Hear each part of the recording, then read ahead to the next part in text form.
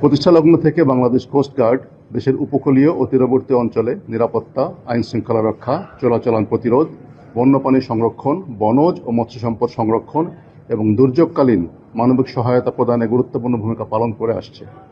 বিশেষ করে সুন্দরবনে জলদস্যু ও বনদস্যু দমন এবং জেলেদের নিরাপত্তা নিশ্চিতকরণে কোস্টগার্ড গুরুত্বপূর্ণ ভূমিকা রাখছে।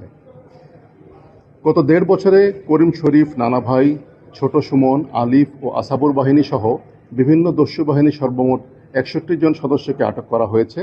এ সময়ে ৮০টি আগ্নেয়াস্ত্র, ৫৯৯টি তাজা গোলাবারুদ সহ বিপুল পরিমাণে অস্ত্র উদ্ধার এবং ৭৮ জন জেলে ও ৩ জন পর্যটককে জীবিত উদ্ধার করা হয়েছে।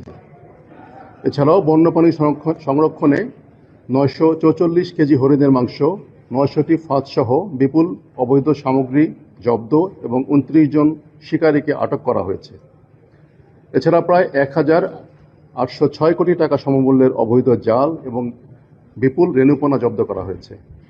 ত্রয়োদশ জাতীয় সংসদ নির্বাচনে কোস্টগার্ড সদস্যদের দায়িত্বে নিয়োজিত থাকার সুযোগকে কাজে লাগিয়ে কিছু অসাধু চক্র পুনরায় সুন্দরবনে সক্রিয় হওয়ার চেষ্টা করছে। মাননীয় স্বরাষ্ট্রমন্ত্রী জনাব সালাউদ্দিন আহমেদের প্রত্যক্ষ নির্দেশনায় এই সকল বনদস্যুদের বিরুদ্ধে আমরা জিরো টলারেন্স নীতি গ্রহণ করেছি। এর প্রেক্ষিতে আমরা বাংলাদেশ কোস্টগার্ডের নেতৃত্বে যৌথ অভিযান operation restoration piece in Sundarban এবং অপারেশন ম্যানগ্রোভ শিল্ড পরিচালনা করেছি।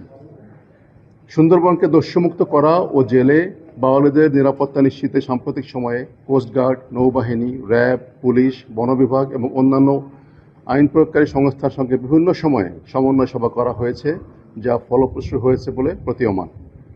সুন্দরবনকে দস্যুমুক্ত করতে সকল আইন শৃঙ্খলা বাহিনী একসাথে নিরলসভাবে কাজ করে যাচ্ছে এবং সম্পূর্ণ দস্যুমুক্ত না হওয়া পর্যন্ত কোস্টগার্ড এর নেতৃত্বে এই সাঁড়াশি অভিযান অব্যাহত থাকবে।